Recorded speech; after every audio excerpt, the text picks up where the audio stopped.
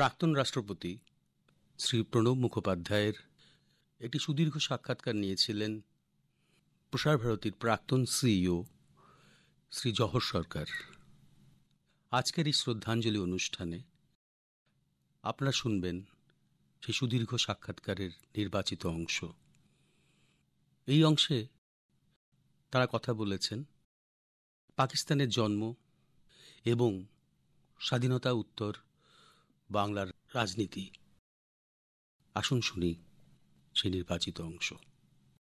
47 এর আগে জিন্নার সাহেবের একটা স্টেটমেন্ট ছিল না, এর মধ্যে বহু লোক বহু স্টেটমেন্ট করেছে, কাউন্টার স্টেটমেন্ট হয়েছে, কিন্তু কথাটা হচ্ছে গিয়ে তা নয়, কারণ অজস্র স্টেটমেন্ট হয়েছে, বিভিন্ন সময় পজিশন তারা পাল্টে গেছে, নেতৃত্ব যে ঠিক একই জায়গায় ছিলেন তা নয়, কিন্তু যেটা মূল নির্যাসটা যেটা বেরোলো এবং সেইটা বেরোনোর পরে যে ডিসিশনটা হলো, সেই ডিসিশনটা যেমন জিন্না প্রথম থেকেই বললেন এটা মাউথ ইটেন পাকিস্তান, কারণ আমি এটা যে পাকিস্তান চেয়েছিলাম তার থেকে অনেকটা ইয়ে হয়ে গেল।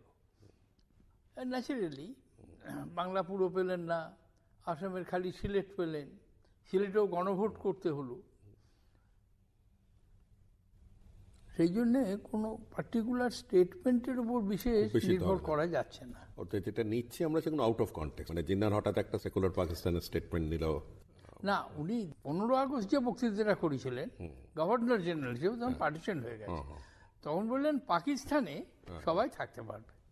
সেটা তো মিনিংলেস স্টেটমেন্ট হয়ে গেল, কারণ 15 আগস্টের পর থেকে লাহোরে যে মানে পাঞ্জাবে যে ভয়ানক হিংস্র আক্রমণ হলো এবং যেখানে দলে দলে রিফিউজি আসলো, মাউন্টব্যাটেন বলতে বাধ্য হলেন যে আমাকে পশ্চিম ফ্রন্টে 50,000 সোলজার নিযুক্ত করতে হয়েছে, তাতেও পিস মেনটেন করতে পারছি না।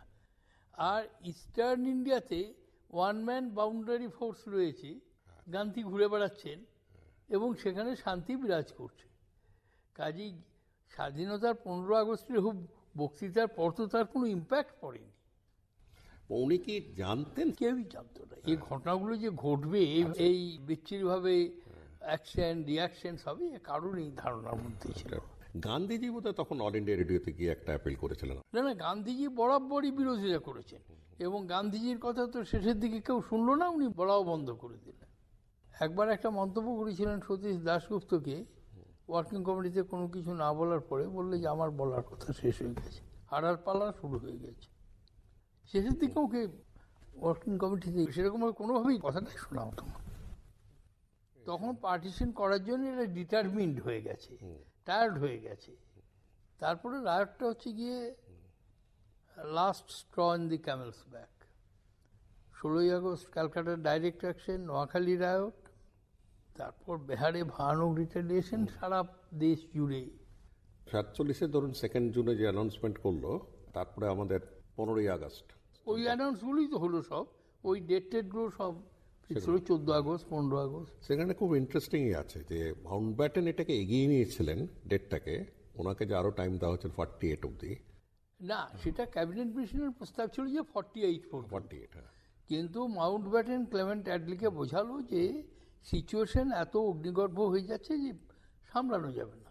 তার কারণ একদিকে সিভিল কমোশন, রায়ট, ভায়োলেন্স, একটার পর একটা রাজ্য জ্বলছে, নেভি আনরেস্ট, এবং শেষ পর্যন্ত বললেন যে সব জায়গাতে আগুন জ্বলতে আরম্ভ করবে।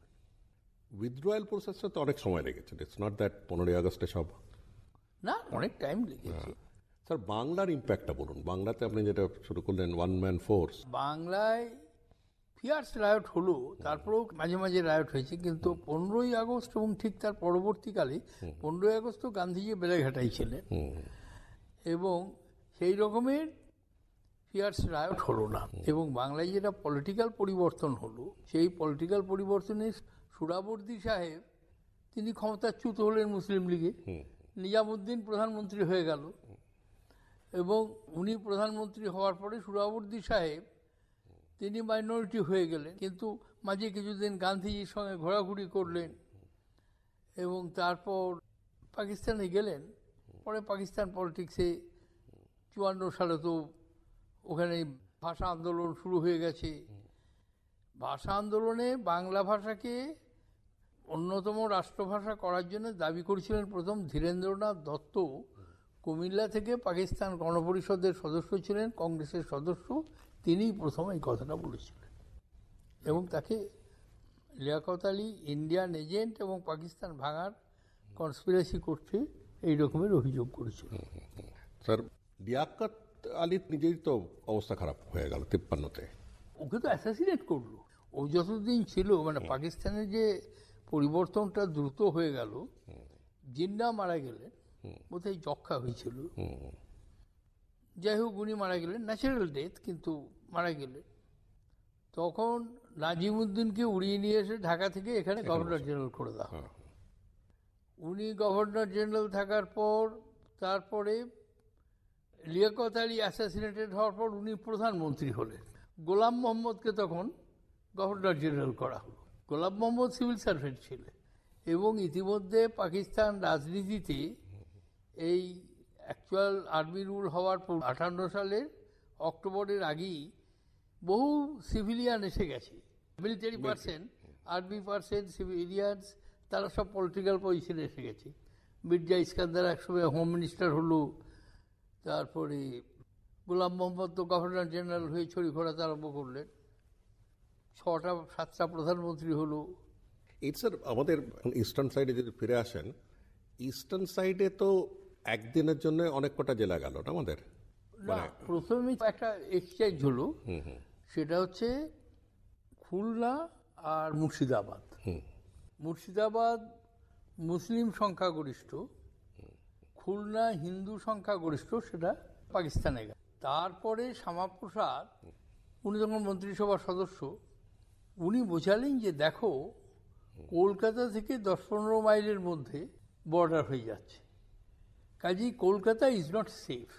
তা কলকাতাকে যদি ইয়ে করতে হয় তখন শুধু ডিস্ট্রিক্ট হিসেবে ভাগ করলে হবে না, সাব ডিভিশন দেখো।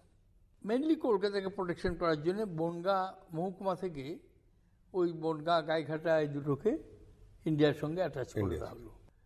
তারপরে আপনার নদিয়া জেলার 2টো মহকুমা, রানাঘাট এবং কৃষ্ণনগর আসলো এখানে, আর বাকি 3টে কুষ্টিয়া, মেহেরপুর, চুয়াডাঙ্গা, এই 3টে গেল। ঠিক তেমনি মালদা জেলার খানিকটা গেল পূর্ব পাকিস্তানে, দিনাজপুর জেলার অর্ধেকের বেশি গেল পূর্ব পাকিস্তানে। তারপরে আপনার তো বিহার পড়লো খানিকটা, জলপাইগুড়ির 1টা না 2টো থানা গেল পূর্ব পাকিস্তানে। কারণ প্রবলেম ছিল connectivity with Darjeeling and to protect Calcutta as capital and Calcutta port. Sir, এই সময় শ্যামাপ্রসাদ মুখার্জির রোল, শ্যামাপ্রসাদ এবং লক্ষ্মীকান্ত মৈত্র, এরা দুজন, Lakshmikanta Maitra powerful member of the constituent assembly এবং Shyamaprasad Mukherjee made a major contribution. এই এক্সচেঞ্জ একটা মোটামুটি বাফার, ক্যালকাটার প্রোটেকশনই থাকতো না। এবং এই যে জেলাগুলো ভাগ হলো, এই জেলাগুলো ভাগ হতো না। স্যার, এই সময় বেঙ্গল পলিটিক্সে ওই হঠাৎ প্রফুল্ল ঘোষ এসে গেলেন 48-এ। ওর হঠাৎ আসে না, he was a very prominent Congress leader, he was member of the Congress working committee.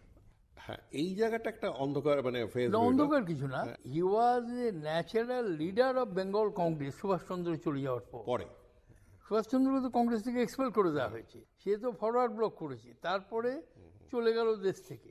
এখন এই যে পিরিয়ডটা, এই পিরিয়ডটাই তো কংগ্রেসের নেতৃত্বে রয়েছেন সুরেন ঘোষ, লাবণ্যপ্রভা দত্ত, এবং তাদের লিডার হচ্ছেন প্রফুল্ল ঘোষ।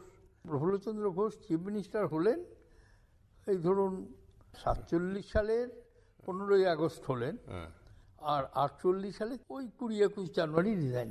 48 সালে 23শে জানুয়ারি বিধান দায় হয়। 48-49 সালে যেটা হলো পশ্চিমবাংলায়, বিধানবাবুকে যেটা ফেস করতে হলো, একদিকে অবিশ্রান্ত রিফিউজিজ আসছে, তাদের রিহ্যাবিলিটেশন, তাদের সমস্যা, আর একটা শুরু হলো কমিউনিস্টরা আর সিপিআই, এরা খুব অ্যাগ্রেসিভ হয়ে গেল। এবং এরা একসময়, রঘু ব্যানার্জি তখন ব্যারাকপুরের এসডিও, ব্যারাকপুরের মধ্যে ক্যালকাটা এয়ারপোর্টটা পড়ে, ও এক্সাইটেড হয়ে ডক্টর রায়ের কাছে এসে দেখা করলেন। একজন এসডিও সোজা চিফ মিনিস্টারের ঘরে ঢুকে গেলেন, কোনো প্রোটোকল না মেনে গিয়ে বললেন স্যার সর্বনাশ হয়ে যাচ্ছে, আর্মিকে ডাকুন, এই এয়ারপোর্টের কন্ট্রোল টাওয়ার ওরা দখল করে নিয়েছে। যেসব কারখানা আক্রমণ করেছে, অ্যাসিস্ট্যান্ট ম্যানেজার বা অ্যাসিস্ট্যান্ট ফোরম্যান জাতীয় একজন ইউরোপিয়ান অফিসার তাকে ফার্নেসের মধ্যে ভরে দিয়েছে। অর্ডিন্যান্স ফ্যাক্টরিটা আক্রমণ করতে যাচ্ছে। আমার পুলিশ দিয়ে আমি যতটা পারছি করছি, কিন্তু সামলাতে পারছি না। তখন আর্মি ইন্টারভেন করে এবং কিছু লোক পালাতে চায়, তারা ইস্ট পাকিস্তানে যেতে চায়, ওই বাদুড়িয়া তাদুড়িয়া ওই সব দিকে, ওইখানেই তাদের রাস্তায় এনকাউন্টার করে মেরে ফেলে, পৌঁছাতে পারে। এটা মানে তখন হলো যেখানে পারবো সেখানে দখল। এবং তারপরে বিধানরায় তখন এর মধ্যে কিরণ শঙ্করকে নিয়ে এসেছেন। গান্ধীজি মারা যাওয়ার পর কিরণ শঙ্কর ফিরে আসলো। He was leader of Congress party in Pakistan constituent assembly. উনি চলে আসলেন, তখন লিডার হলেন সম্ভবত শিরিষ চ্যাটার্জি কিংবা রাজকুমার চক্রবর্তী, কেউ একজন হবেন, আমার ঠিক মনে নেই। আর ইন্দার গুজরালের বাবা ছিল secretary, Congress parliamentary party secretary ছিল পাকিস্তান কনস্টিটিউয়েন্ট অ্যাসেম্বলিতে। যখন কিরণ শঙ্কর লিডার, তারপর কিরণ শঙ্কর চলে আসলেন, বিধান রায় ওকে বেঙ্গলের হোম মিনিস্টার করলেন, এবং উনি তখন পরামর্শ দিলেন এবং ক্যাবিনেট ডিসিশন নিল। সেই পাওয়ারটা ওদের ছিল, কারণ তখন কনস্টিটিউশন তৈরি হয়নি, প্রভিন্সিয়াল অটোনমিতে স্টেটের পাওয়ার ছিল। প্রিভেন্টিভ ডিটেনশন করে আইন পাস করলেন আর কমিউনিস্ট পার্টিকে ব্যান করে দিলেন। কিন্তু স্যার এই সময়টা ওই যে দুটো জিনিস দেখা গেল, যে কমিউনিস্ট পার্টি গ্রোথ শুরু হলো। কমিউনিস্ট পার্টি তখন জেনারেল সেক্রেটারিশিপ থেকে পিসি যোশীকে সরিয়ে দিয়ে বিটি রণধীবে কমিউনিস্ট পার্টি জেনারেল সেক্রেটারি হলেন, এবং ওর থিসিস হলো যে রিভলিউশনের দিক থেকে চায়নাতে কমিউনিস্ট গভর্নমেন্ট হয়ে গেছে, India is a ripe fruit, low hanging right fruit, waiting for plucking. অতএব সশস্ত্র বিপ্লব শুরু করো। তেলেঙ্গানা শুরু হলো, কাকদ্বীপ হলো, বেঙ্গল সবচেয়ে অ্যাগ্রেসিভলি হয়েছিল কাকদ্বীপ এবং ওই সব কিছু অঞ্চলে। আমাদের ওখানে কিছু কিছু ছোটো ছোটো পকেটে কমিউনিস্ট এইসব পিপলস কোর্ট এইসব করতেন। ওই অতুলবাবুর একটা বই আছে কষ্টকল্পিত বলে, সেখানে আমার বাবার একটা ঘটনাকে কেন্দ্র করে উনি লিখেছেন গণ আদালত কমিউনিস্টরা কীভাবে করেছে। 52 ইলেকশনসে দুজন এমএলএ ছিলেন। না না, 46-এ দুজন এমএলএ, জ্যোতিবাবু এবং রূপচাঁদ কি একজন, শিডিউল কাস্ট সিট। তারপরে 52 সালে জেল থেকে তোদের 8 জন না 9 জন ইলেক্টেড হলো, প্যারোলে রিলিজ হয়ে। জ্যোতিবাবু, সুধীর এবং কমিউনিস্টের নেতারা কংগ্রেস নেতাদের সব ধুইয়ে দিলেন। জ্যোতিবাবু বরানগরে হারিয়ে দিলেন রায় হরেন চৌধুরীকে। বেঙ্গল অ্যাসেম্বলিতে 52 সালে 25 জন এমএলএ হলো আপনার সিপিআই। পার্লামেন্টে জিতলেন, কলকাতার 4টে সিট ছিল, 4টে সিটের মধ্যে একটাই শ্যামাপ্রসাদ, একটাই কংগ্রেস, একটাই হীরেন মুখার্জি জিতলেন, আর একটাই মেঘনাথ সাহাজি। মেঘনাথ সাহা মারা যাওয়ার পর সেই বাই ইলেকশনে জিতলেন অশোক সেন, আর শ্যামাপ্রসাদ মারা যাওয়ার পর সেখানে বাই ইলেকশনে জিতল কমিউনিস্ট পার্টির সাধন গুপ্ত। মানে এই সময়টা কংগ্রেসের তো একটা মনোলিথিক স্ট্রেংথ ছিল 52 থেকে আরম্ভ করে। হ্যাঁ, কংগ্রেসে এই সময় ধরুন আপনার ভেরি ফ্রিকোয়েন্টলি চেঞ্জ হতে লাগলো। ইমিডিয়েটলি যখন দেশ স্বাধীন হলেন তখন একজন প্রেসিডেন্ট ছিলেন লাবণ্যপ্রভা দত্ত, তিনি পদত্যাগ করলেন পিসিসির প্রেসিডেন্ট। তার টার্মও শেষ হয়ে গেল, কংগ্রেসের অর্গানাইজেশনাল ইলেকশন হলো এবং সেই ইলেকশনে প্রেসিডেন্ট হলেন মধুদা, সুরেন্দ্রমোহন ঘোষ। আনডিভাইডেড কংগ্রেস 46 সালে। তারপরে উনি এদিকেই থেকে গেলেন, কনস্টিটিউয়েন্ট অ্যাসেম্বলির মেম্বার হলেন। তারপর 52 সালে মালদা থেকে এমপি হয়েছিলেন, 52, 57, অনেকদিন রাজ্যসভার মেম্বারও ছিলেন। উনি যখন প্রেসিডেন্ট তখন জেনারেল সেক্রেটারি ছিল সম্ভবত কালীপদ মুখার্জি। তারপরে 47 সালে দেশ স্বাধীন হওয়ার পর কালীবাবু মন্ত্রী হয়ে গেলেন। তারপরে সুরেশ ব্যানার্জি, তখন কংগ্রেস ভাগ হবে এইসব হচ্ছে আর কি, তখন জেনারেল সেক্রেটারিগুলোর মধ্যে চারু ভান্ডারী। তারপরে ওই বেরোতে আরম্ভ করলো, সোশ্যালিস্টরা বেরোলো, প্রফুল্ল ঘোষ বেরিয়ে গেলেন কৃপালনীর সঙ্গে, কৃষক মজদুর প্রজা পার্টি করে কেএমপিপি, হ্যাঁ। কেএমপিপি, একটা big chunk of Congress leaders বেরিয়ে গেলেন। উনি, চারু ভান্ডারী, অন্নদা প্রসাদ চৌধুরী ঘাটালের। সোশ্যালিস্টরা বেরোলো। সোশ্যালিস্টদের মধ্যে ছিলেন শিবনাথ ব্যানার্জি, দেবেন সেন, ভূপাল বোস। আর কৃষক মজদুর প্রজা পার্টিতে অনেক লোক গেল, প্রফুল্ল ঘোষ, মিহির চ্যাটার্জি, তারপরে পুরুষোত্তম দাস ট্যান্ডন কংগ্রেস প্রেসিডেন্ট হওয়ার পর ওকে ওয়ার্কিং কমিটিতে না নিয়ে অতুল্যবাবুকে ওয়ার্কিং কমিটিতে নিলেন। উনি ঠিক করলেন যে আমি পিসিসির প্রেসিডেন্টদের নেব। অতুল্যবাবু তখন বেঙ্গল কংগ্রেসের প্রেসিডেন্ট হয়ে গেছেন। 50 সালের থেকে অতুল্যবাবুর আধিপত্য একটানা। তখন কি 55 নম্বর চৌরঙ্গি? না, তখন পিসিসির অফিসটা ছিল বোধহয় 35 নম্বর বা 36 নম্বর ওয়েলিংটন স্ট্রিট। তারপরে ওই 59B চৌরঙ্গি রোড এই অফিসটা করলেন অতুল্যবাবু। জায়গাটা ছিল কুমার বিশ্বনাথ রায়ের, ওরা খানিকটা একফালি জায়গা দিলেন, তার উপরে অতুল্যবাবু ওই বাড়িটা তৈরি করলো। না, এই পিরিয়ডে স্যার দেখা যাচ্ছে যে কংগ্রেসের 52, 57, 62 অব্দি 67 অব্দি অতুল্যবাবুর একটানা রাজত্ব। একটানা 3টি ইলেকশন জিতেছে, 52 জিতেছে, 57 জিতেছে, 62 জিতেছে, 67 হারলো। 67। এই যে প্রথম 15 বছর পিরিয়ডে একমাত্র অপোজিশন দেখা যাচ্ছে আসছে কমিউনিস্ট পার্টিতে, মেন অপোজিশন। না, প্রথম ইলেকশনে কিন্তু রেজাল্টটা দেখেন, জনসংঘ বোধহয় 12টা না কটা সিট পেয়েছিল। জনসংঘ অ্যাজ জনসংঘ, শ্যামাপ্রসাদ, মানে যেটা হিন্দু মহাসভাকে নিয়ে নিল। না, হিন্দু মহাসভা আলাদা লড়াই, আলাদা লড়ে গেল। হিন্দু মহাসভা 10টা বা 12টা সিট পেয়েছিল। হিন্দু মহাসভা এবং জনসংঘ মিলে ইকুয়াল টু সিপিআই। মেদিনীপুরে শ্যামাপ্রসাদ অনেক সিট পেলে, 58টা সিট পেল। মেদিনীপুরে কি করে, মানে মেদিনীপুরের জন্যই তিনি করেছিলেন না। ওই যে যখন সাইক্লোন হলো, রিলিফ বন্ধ হয়ে গেল, তখন তো একমাত্র শ্যামাপ্রসাদ মুখার্জি দাঁড়ালো, উনি বাইরে তখন মন্ত্রিত্ব ছাড়লেন। মেদিনীপুরে অনেকখানি কৃতজ্ঞতা। হ্যাঁ, আর শ্যামাপ্রসাদ বেঁচে থাকলে তো পার্টি বেড়ে যেত না। 50-এ ডিজাইন করলো, 51-তে পার্টি করলো, এটা হচ্ছে 52, আর 53-তে মরে গেল। মানে নট অ্যাজ এ রিয়াকশন, মানে আমরা যেটা ভেবেছি দূর থেকে যে রিফিউজি রিয়াকশনে সিট নয়। না না, এ হচ্ছে কি ওর পার্টি তৈরি বিল্ড আপ হচ্ছিল। এবং তারপরে হিন্দু মহাসভা প্রথম ইলেকশনে 10-12টা সিট পেয়েছিল। এবং আমি জানি আমাদের ফার্স্ট ইলেকশনে বীরভূমে মেইন কন্টেন্ডার ছিল হিন্দু মহাসভা। 52 ইলেকশনটা 52 ইলেকশন হচ্ছে অ্যাকর্ডিং টু কনস্টিটিউশন 1950, হ্যাঁ, representation of people act. Sir, ওই পিরিয়ডটা যদি কিছু বলেন, কারণ এই পিরিয়ডটা মানে কোনো ইতিহাস বইও থাকে না, মানে 52 থেকে 67 ধরে নেওয়া যায় এটা বিধানবাবুর পিরিয়ড। বিধানবাবু তো 62-তে মারা গেলেন, কিন্তু আপনার এই পিরিয়ডটা বিধানবাবু এবং অতুল্য ঘোষ প্রথমত যেটা বড় জিনিস ছিল, একটা পারফেক্ট কম্বিনেশন। বিধানবাবু সংগঠনের মাথা ঘামাতেন না, অতুল্যবাবু অ্যাডমিনিস্ট্রেশনের মাথা ঘামাতেন না। বিধানবাবু বাই কার্সি মাঝে মাঝে জিজ্ঞেস করতেন ওকে যে কাকে মন্ত্রী করবো, কি করবো, ইলেকশনের পর জিজ্ঞেস করতেন। কিন্তু অতুলবাবু লিখেছেন, ওর বইই লিখেছেন কষ্টকল্পিততে, যে এটা সাংবিধানিক কোনো বাধ্যবাধকতা নেই, উনি ভদ্রতা করে আমাকে জিজ্ঞেস করতেন। এবং অনেক সময় ওরা ট্যুরে যেতেন। বিধানবাবু যখন যেতেন বিভিন্ন জেলায়, ইলেকশন ক্যাম্পেইনটা করতো না, খুব কম ক্যাম্পেইন করতো অতুল্য করবে। তারপরে ক্যান্ডিডেট সিলেকশন নিয়ে সব মেজর রোল ছিল, কিন্তু ক্যাম্পেইনটা অতুল্যবাবু মেনলি করতেন। ছবি দেওয়া হতো সব জায়গায় বিধানবাবু, এবং এই কম্বিনেশনটা খুব ভালো ছিল। তারপরে কংগ্রেস থেকে এই লোকগুলো, স্টলার্সগুলো সব বেরিয়ে গেল। কৃষক মজদুর প্রজা পার্টি, তারাও কিন্তু, প্রফুল্লবাবু নিজে হারলেন, প্রফুল্ল ঘোষ, তারাও কিন্তু 10-12টা সিট পেয়েছিল। অ্যাসেম্বলিতে কংগ্রেস একচেটিয়া করে দিল বীরভূম। সদর মহকুমায় 7টা সিট ছিল, 7টাই জিতল।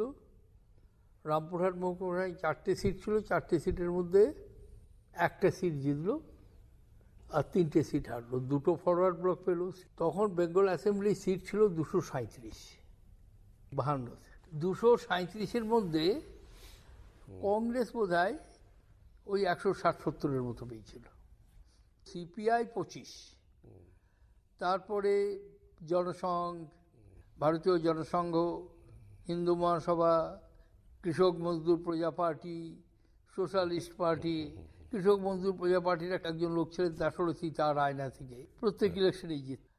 কিছু কিছু পকেট ছিল তারপরে পিএসপিটা হলো যখন সেন্ট্রাল লেভেলে কৃপালনীর পার্টির সঙ্গে সোশ্যালিস্টরা মার্চ করলো, করে তখন পিএসপি হলো। তখন ন্যাচারালি বাংলাতেও তাই হয়ে গেল। না স্যার, এই পিরিয়ডে রিফিউজি মানে তিনটে মূল সমস্যা বিধানচন্দ্রকে ফেস করতে হয়েছিল: অবিশ্রান্ত রিফিউজি স্রোত এবং অবিশ্রান্ত কমিউনিস্টদের। ওই সময়টায় কমিউনিস্টরা খুব অ্যাগ্রেসিভ ম্যাস মুভমেন্ট করত।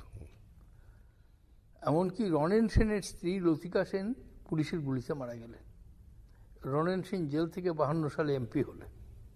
52 সালে যেসব কমিউনিস্ট লিডার জেল থেকে মানে প্যারোলে মুক্ত হয়ে, জ্যোতিবাবু, রনেন সেন, প্রভাস রায়, তারপরে সুধীর ভান্ডারী, নিহারেন্দ্র দত্ত মজুমদার গাড়ি ছিল, তারপরে বঙ্কিম মুখার্জি, এরা সব প্রমিনেন্ট লিডার জেল থেকে এমএলএ হলেন। আর পার্লামেন্টে ওরা পেল, কমিউনিস্টরা কলকাতার 3টে সিটের মধ্যে 2টো সিট পেল। একটা মেঘনাথ সাহা, উনি লেফটিস্ট টিকিটে দাঁড়ালেন, আর একটা প্রফেসর হিরেন মুখার্জি। তারপরে পেল আপনার ব্যারাকপুর সিটটা কংগ্রেস রামানন্দ পেয়েছিল, বসিরহাটে রেণু চক্রবর্তী, বিধান রায়ের ভাইজি। তখন তো সিপিএম হয়নি, সিপিআই। পরপর 3বার হলো বসিরহাট। তারপর ডায়মন্ড হারবার, কমল বোস। না, আমি তো বলছি যে আপনার রিফিউজি ভোট অধিকার কবে পেল, মানে তার ইম্প্যাক্টটা কত হবে? ট্রিমেন্ডাস ইম্প্যাক্ট, সেটা because they swell the rank of the community. 67 সময়টা কংগ্রেসের ইমিডিয়েট ইম্প্যাক্ট হবে। অজয়বাবু বেরিয়ে যাওয়ার সময় এক ঝাঁক কংগ্রেস লিডার বেরিয়ে গেলে, তবে তার ইম্প্যাক্টটা সব জায়গায় পড়েনি। কারণ ওই সময় এটাও মনে রাখতে হবে যে কংগ্রেস 127টা সিট পেয়েছে 67-এ, 280-র মধ্যে 127, 67 সালে। অর্থাৎ তার 14টা সিট পেলেই মেজরিটি করে হয়ে যেত, গভর্নমেন্ট করে ফেলত। 36টা বাংলা কংগ্রেস বার করে নিল, 127 আর 36 যোগ করলে 163 হয়ে যায়, মানে কংগ্রেস গভর্নমেন্ট হয়ে যায়। এবং এই অফারটাই দেওয়া হয়েছিল। তা সেটা জয়বাবু রাজি হলেন না, প্রতুল ঘোষও রাজি হয়নি। 67 সালে গভর্নমেন্ট ভেঙে দেওয়ার পর যখন 69 ইলেকশন হলো, তখন Congress was brought down to 55, and United Front একসঙ্গে লড়ার ফলে ওরা হয়ে গেল 216। এটাই হলো ভোট অ্যাডজাস্টমেন্টে 69-এ। 71-এ আবার যখন ইলেকশন হলো, তখন কংগ্রেস 55 থেকে 105, সব ওই ইউথ কংগ্রেস লিডার্স, প্রিয়, প্রদীপ, সুব্রত, এরা সব উঠলো। আর কমিউনিস্টরা হলো 113, বাংলা কংগ্রেস নেমে আসলো 5-এ। দিয়ে কোনো রকম একটা জোড়াতালি দিয়ে গভর্নমেন্ট করে অজয় বিজয় মন্ত্রিসভা কিছুদিন হলো। তারপর 72 সালে সিদ্ধার্থ রায়। মানে এই সময়টা কংগ্রেস আর কে কিন্তু সিদ্ধার্থবাবু লিড করবেন? কংগ্রেস আর সিদ্ধার্থ। এই সময়টা পুরোটাই মানে স্ট্র্যাটেজাইজ 69 to 72 পিরিয়ডে। সিদ্ধার্থবাবুর এর আগে কি রোল ছিল? সিদ্ধার্থ 57 সালে কংগ্রেসে আসে, 57-এ প্রথম জিতে ল মিনিস্টার হলো বিধান রায়ের ক্যাবিনেট। তারপরে প্রফুল্ল সেনের বিরুদ্ধে অভিযোগ এনে, বিরাট অভিযোগ, অ্যাসেম্বলিতে 2 ঘন্টা ধরে বক্তৃতা করলেন। তারপরে খাদ্যমন্ত্রী হিসেবে প্রফুল্ল সেনের এদের সব অপকীর্তি, কালিকা মুখার্জির অপকীর্তি, ওদের বিরুদ্ধে অভিযোগ এনে তখন লেফটিস্টদের কাছে হিরো হলেন। হয়ে 58 সালের বাই ইলেকশনে জিতলেন, পদত্যাগ করলেন যে আমি কংগ্রেস থেকে জিতেছিলাম, কংগ্রেসে পদত্যাগ করেছি, আর কংগ্রেসে নেই। 62-তেও লেফটিস্টদের সাপোর্ট নিয়ে জিতলেন। 62-তে চাইনিজ ইনভেশনের পর আবার উনি কংগ্রেসের দিকে আসলেন। 67 সালে কংগ্রেস টিকিটে জিতলেন। দিয়ে তারপরে 127টা হওয়ার পর লিডার হওয়ার চেষ্টা করলো, তা সেটা অতুলবাবু হতে দেননি, খগেন দাস উত্তর লিডার হলেন। তারপরে যখন কংগ্রেস আর ও হলো, তখন ও আরে চলে গেল, আর এর লিডার হয়ে গেল।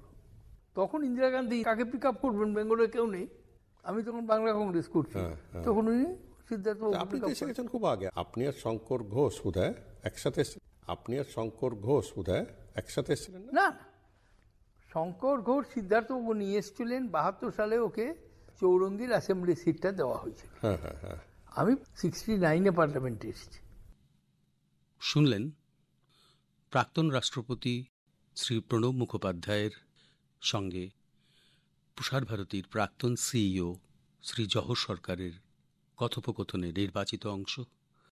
আমাদের শ্রদ্ধাঞ্জলি অনুষ্ঠানে এই নির্বাচিত অংশে আমরা শুনিয়েছি পাকিস্তানের জন্ম এবং স্বাধীনতা উত্তর বাংলার রাজনীতি।